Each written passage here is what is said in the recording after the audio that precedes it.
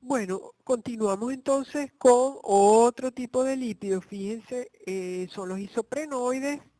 Observen, ahí tenemos esos lípidos, son completamente distintos a todos los que hemos visto. Entonces, bueno, los isoprenoides se llaman así porque están formados por una unidad de 5 carbonos que se repite, que se llama el isopreno. Ahí está, en la parte inferior izquierda está la estructura de esa unidad de isopreno, son sintetizados a partir del isopentenil pirofosfato, y dentro de los isoprenoides tenemos los terpenos y los esteroides.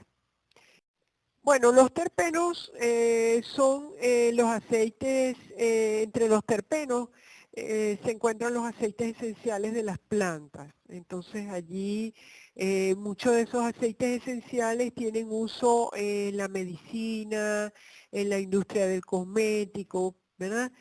Por ejemplo, tenemos el geraniol que está presente en los geranios, es utilizado en la industria de la perfumería.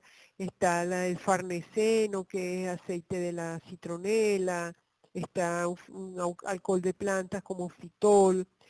Tenemos entonces los carotenoides, que son pigmentos anaranjados en las plantas. Todos esos son terpenos derivados del isopreno.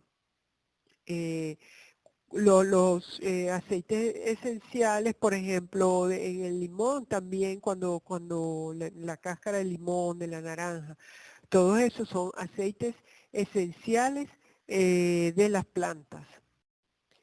Bueno, aquí tenemos el geraniol, farneseno, fitol, betacaroteno, todas esas son las estructuras derivados del isopreno.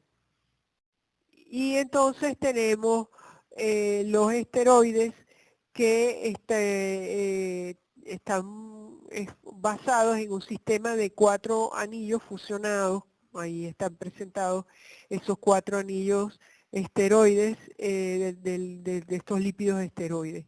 Dentro de los lípidos esteroides que tienen esa estructura de 4 anillos fusionados, tenemos uno muy importante como lo es el colesterol. El colesterol, aquí se los presento, es un componente esencial de la membrana celular de los animales. Es precursor de síntesis de hormonas esteroideas, vitamina D y sales biliares. Entonces allí en la lámina está mostrada el anillo, los 4 anillos fusionados de esa estructura básica esteroidea del colesterol. Y bueno, obviamente esa estructura, esos anillos le dan un carácter de bastante apolaridad, digamos así, a la estructura del colesterol. Sin embargo, por ejemplo, ahí hay un grupo OH, ciertos grupos que le dan un cierto carácter para formar algún tipo de interacción con el agua, pero en este caso solamente sería este grupo OH que está allí. Entonces, bueno, el colesterol es un lípido muy, muy importante. Aquí tenemos entonces el colesterol y entonces tenemos las hormonas esteroideas, tenemos la progesterona, tenemos la testosterona, todas esas son derivadas del colesterol. Fíjense que son hormonas que están relacionadas con caracteres sexuales masculinos y femeninos. Ahí están entonces esas hormonas, tenemos progesterona, testosterona, estradiol, aldosterona, cortisol, ácido cólico. El ácido cólico es una sal biliar. Tenemos también entonces la aldosterona, que está relacionada con el metabolismo del sodio, ¿verdad? Entonces, todas estas hormonas son derivadas del colesterol. Claramente vemos allí los 4 anillos fusionados en los 4 anillos esteroideos fusionados, ¿verdad? Y el colesterol, una característica o un aspecto importante del colesterol es que es precursor de los ácidos y de las sales biliares, que son muy importantes para la digestión de las grasas. Entonces tenemos allí entre esas sales biliares el ácido cólico, el glicocólico, el desoxicólico, son sales biliares que ayudan a la digestión de las grasas. Esto lo vamos a ver un poco más adelante cuando veamos el proceso de digestión, pero las sales biliares van a tener una propiedad de interactuar con las grasas y emulsionar las grasas durante el proceso de la digestión a nivel de las primeras porciones del intestino delgado. Son muy importantes para el proceso de digestión de las grasas. Entonces son derivadas del colesterol. Y un último grupo o clase de lípidos que vamos a ver son las llamadas lipoproteínas. Entonces, obviamente, el nombre nos está diciendo que son proteínas que están unidas a grupos de lípidos, grupos lipídicos. O sea, es una unión de proteínas a lípidos. Esas lipoproteínas son muy importantes porque permiten el transporte de los lípidos en sangre. ¿Por qué permiten el transporte de los lípidos en sangre? Porque son compuestos que tienen una porción, digamos las proteínas tienen una porción que es afín con la sangre, digamos con el agua, con con las porciones hidrofílicas, y una porción que va a ser afín a las grasas. Entonces va a permitir transportar esos lípidos, sobre todo los lípidos no polares, en la sangre. Entonces, las lipoproteínas tienen un centro de lípidos neutrales, de colesterol esterificado o de triglicéridos rodeados por una capa de fosfolípidos, colesterol y proteínas. Existen varias clases de lipoproteínas que son los kilomicrones, las lipoproteínas de muy baja densidad o VLDL, las lipoproteínas de baja densidad o LDL y las lipoproteínas de alta densidad o HDL.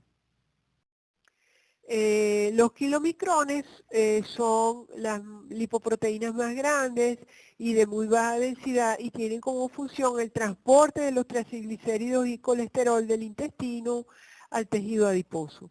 Las VLDL se forman en el hígado, se transportan los lípidos a los tejidos y se metabolizan a LDL. Las LDL transportan el colesterol a los tejidos. Y la HDL, que es la que se llama el colesterol, también se forma a nivel de hígado, es lo que se llama el colesterol bueno, porque elimina el exceso de colesterol esterificado. O sea, cuando nosotros, digamos, tenemos un perfil lipídico, los valores de HDL elevados son favorables.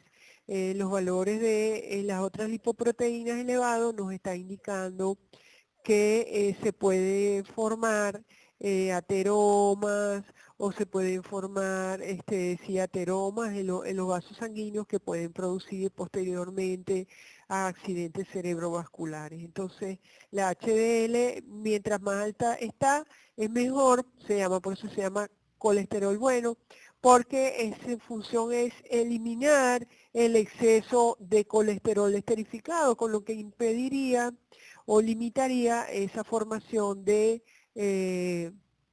digamos, ateromas que obstruyen las vías sanguíneas.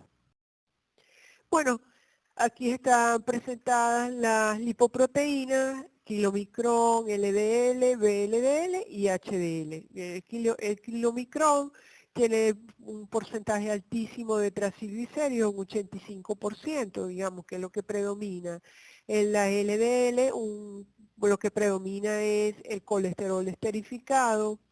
Las VLDL tienen un 50% de triglicéridos.